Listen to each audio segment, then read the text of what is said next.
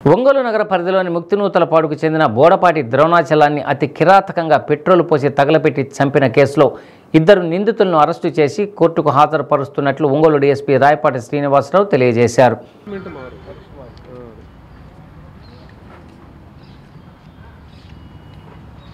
DSP కార్యాలయంలో media సమావేశంలో వెల్లడించిన వివరాల ప్రకారం ముక్తినూతలపాడు గ్రామానికి చెందిన పాతపాటి శ్రీహరి మృతిని మేనకోడలను వెంటపెడుతూ వేధింపులకు గురి చేశారని మందలించిన కారణంగా శ్రీహరితో పాటు గందేటి గణేష్ కలుపుకొని ద్రోణాచలాన్ని ముక్తినూతలపాడు శివారులో ధరణి వెంచర్లకు తీసుకువచ్చి మద్యం తాగించి పెట్రోల్ పోసి నిప్పంటించి అతి కిరాతకంగా చంపారని అన్నారు.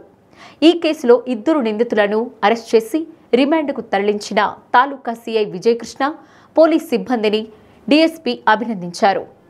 మనకు ధరణి వెంచర్స్ అని చెప్పేసి త్రోవగుంట దగ్గర అంటే ముక్తినూతలపాడు త్రోవగుంటకు దగ్గరలో మనకు నేషనల్ హైవే ప్రక్కన డిసీజ్డ్ ద్రోణాచలం యొక్క కాలిపోయినటువంటి ఒక బాడీని ఆ రోజు మనం ట్రేస్ చేయటం జరిగింది.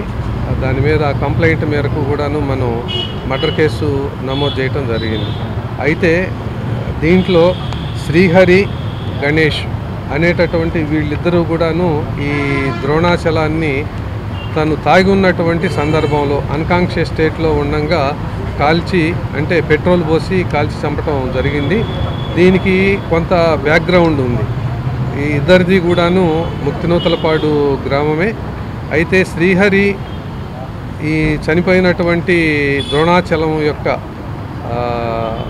మరదలు మేనకోడలు ఆ మేనకోడలు ఆ అమ్మాయితోటి ఈ శ్రీహరి అన్నతను కొంచెం చనువుగా ఉంటున్నాడని మాట్లాడుతున్నాడని చెప్పేసి 1-2 సార్లు ఈ శ్రీహరిని చనిపోయినటువంటి ద్రోణాచలం హెచ్చరించడం కూడా జరిగింది. దాన్ని మనసులో పెట్టుకొని శ్రీహరి గణేష్ అనేటటువంటి వాళ్ళ యొక్క స్నేహితుడిని తోడు తీసుకొని ఇతనికి ఆ రోజు 6వ తేదీ మనకు ఆ వెంచర్ దగ్గర ద్రోణాచలం ఒంటరిగా కనిపిస్తూ తాగి ఉన్నటువంటి సందర్భంలో ఇతన్ని మళ్ళీ తీసుకొని వెళ్ళి వెంచర్ దాకా తీసుకొని వెళ్ళి అతనికి ఎక్కువగా తాగించి అతను బాగా మత్తులో ఉన్నటువంటి సందర్భంలో దగ్గరలో ఉన్నటువంటి పెట్రోల్ బంక్ దగ్గరికి వెళ్ళి పెట్రోల్ తీసుకొని వచ్చేసి అతని మీద పోసి కాల్చి చంపడం జరిగింది. అయితే ఇది చేయటానికి ముందు కూడాను వేరే వాళ్ళ హెల్ప్ కూడా అడిగాడు శ్రీహరి. కొంతమంది మెకానిక్స్గా ఉన్నటువంటి వాళ్ళని కొంతమంది కూడా హెల్ప్ అడిగాడు. వాళ్ళు భయపడి వెళ్ళిపోవటం జరిగింది.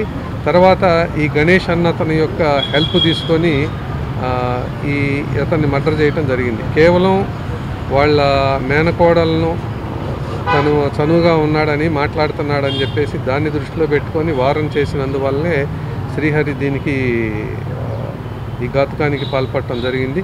వీళ్ళిద్దరినీ కూడాను ఈరోజు మన ఒంగోలు తాలూకా సిఐ గారు వాళ్ళ టీము అరెస్ట్ చేయటం జరిగింది. వీళ్ళిద్దరినీ కూడాను ఈరోజే కోర్టులో కూడా ప్రొడ్యూస్ చేయటం. ఇప్పుడు కొన్ని వాణిజ్య ప్రకటనలు.